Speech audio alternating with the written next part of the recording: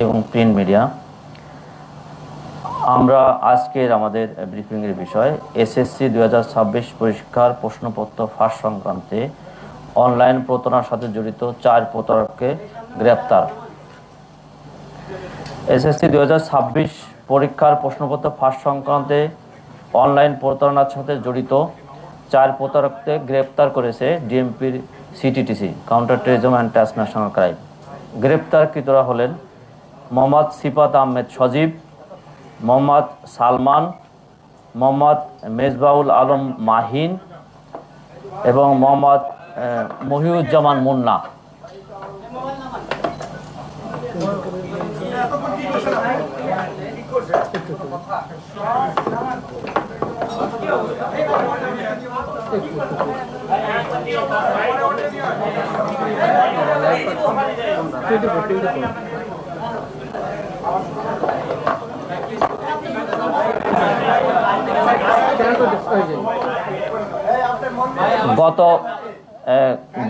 গত সোমবার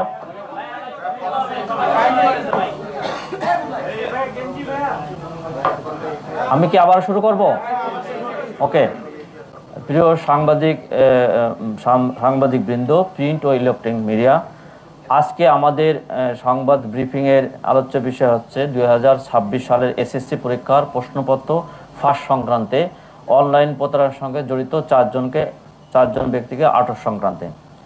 এসএসসি 2026 পরীক্ষার প্রশ্নপত্র ফাঁস সংক্রান্তে অনলাইন প্রতারণার সঙ্গে জড়িত 4 প্রতারককে ডিএমপির CTTC, counter terrorism and transnational crime আটক করেছেন। গ্রেপ্তারকৃত হলেন মোহাম্মদ সিফাত আহমেদ সজীব, মোহাম্মদ সালমান, মোহাম্মদ মেজবাউল আলম মাহিন এবং মোহাম্মদ মহিউজ্জামান মুন্না। গত সোমবার 20 এপ্রিল সিটিটিসি অনলাইন বিভাগ ইন্টেলিজেন্স অ্যানালাইসিস বিভাগ কর্তৃক সোশ্যাল মিডিয়া মনিটরিং সময় এসএসসি 2026 প্রশ্নপত্র ফাঁস গ্রুপ নামক একটি ফেসবুক পেজ থেকে গুরুত্বপূর্ণ তথ্য সংগ্রহ করা হয়। প্রাপ্ত তথ্য ও প্রযুক্তিগত বিশ্লেষণের ভিত্তিতে সিটিটিসির একটি চৌকস দল একই দিন রাত 8:20 সময় ঢাকা জেলার আশুলিয়া থানার জিরাবত তাজপুর এলাকার অভিযান পরিচালনা করে সিফাত আহমেদ সজীব নামে এক ব্যক্তিকে গ্রেপ্তার করা হয়। গ্রেপ্তারকৃত সজীবের স্বীকারোক্তি ও প্রাপ্ত তথ্য বিশ্লেষণের পর বৃহস্পতিবার 23 এপ্রিল বগুড়ার ধুনট থানা এলাকায় অভিযান চালিয়ে সালমান নামে এক ব্যক্তিকে গ্রেপ্তার করা হয়। একই দিনে দিনাজপুর জেলার নবাবগঞ্জ থানাধীন নবাবগঞ্জ বাজার হতে দেওয়া রিয়াজউদ্দিন উচ্চ বিদ্যালয়ে গামী পাকা রাস্তার মধ্যবর্তী দাদনপুর মালিপাড়াগামী কাঁচা রাস্তার সংযোগস্থলে থেকে মোহাম্মদ মেজবাউল আলম মাহিনকে গ্রেপ্তার করা হয়।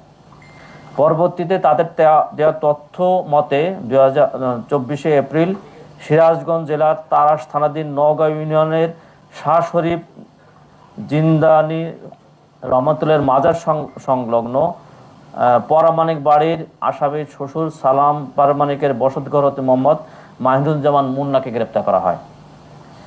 এই 4 জনের বিরুদ্ধে তাদের বিরুদ্ধে নিয়মিত মামলা রুজু করা হয়েছে এবং তাদের রিমান্ডে এনে তাদের এই ঘটনা সংক্রান্তে সম্পৃক্ততার বিষয়ে জিজ্ঞাসাবাদ করা হচ্ছে। এই চক্র প্রশ্নপত্র দেওয়ার নাম করে নিরীহ মানুষের কাছ থেকে, ছাত্রদের কাছ থেকে টাকা আদায় এবং প্রলোভন দিয়ে আসছে। আমরা এই বিষয়ে তদন্ত অব্যাহত রয়েছে। আমরা তদন্তের পরে বাকি বিষয়ে বলতে পারবো। সকলকে ধন্যবাদ। যদি আপনাদের কোনো প্রশ্ন থাকে।